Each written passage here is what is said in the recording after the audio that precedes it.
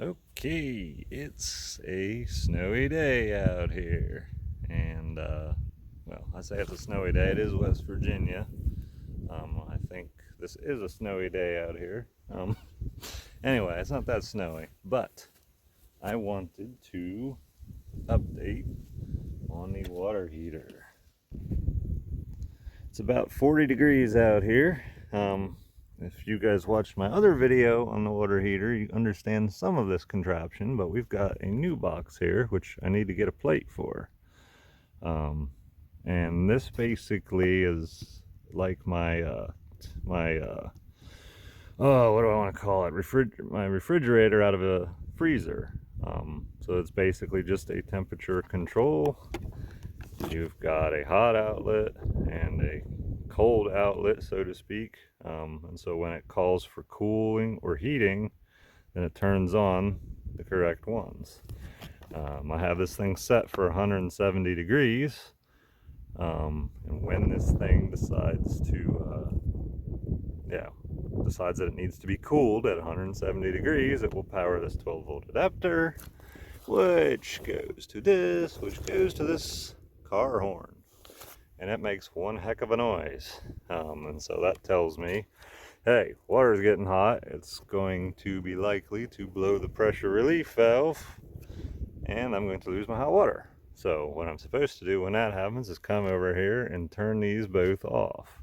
These are three-way switches, and they can either be on AC from the inverter, or they can be on DC, which is from 3 panels producing about 100 volts of DC current.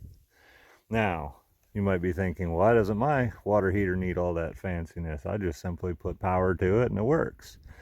And that would be true if I ran it on AC all the time. However, what I found was the DC current is a little more weldy than AC current, and so it essentially shorted out my relay, my temperature control relay, and there is no temperature control relay because it's shorted.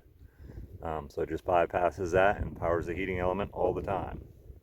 The DC relays I was looking at was well over $100.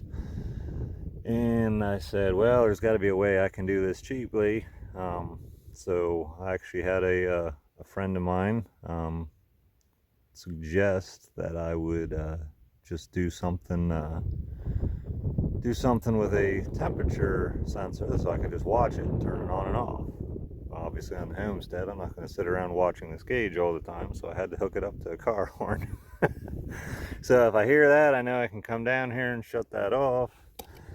Got this for draining the tank, but it's also to go ahead and get me hot water. But we're doing quite well. This is the second day I've had it on in a row. It carried over the heat overnight.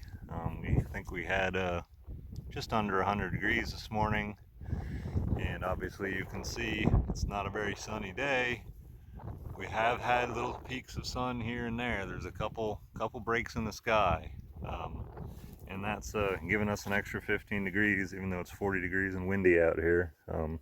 Obviously, all this fiberglass helps me out. But that's the current situation. We can take hot showers. We can pull this out to give us hot water to carry somewhere. Works real well. And for the moment, I'll walk around here. Here's where our gray water from the shower comes out and runs down the hill hundreds of feet into the woods, if it makes it that far.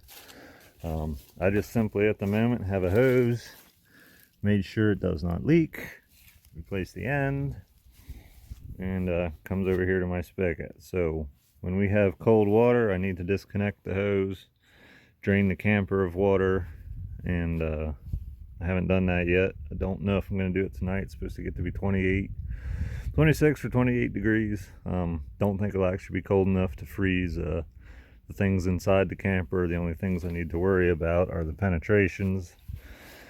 So I'll probably make sure that those are drained. Yeah, other than that, I think we'll let it go, and sometime I'll have to drain the whole thing. But not worried about the water tank freezing. With us having it at over 100 degrees, it should be able to stay well above freezing with the thermal mass and the insulation. So Alright, thanks for watching. That's our update on this. I do hope to do a similar setup in the outdoor kitchen so we can have hot water out there in the future. I think that'll be awesome. Alright, thanks.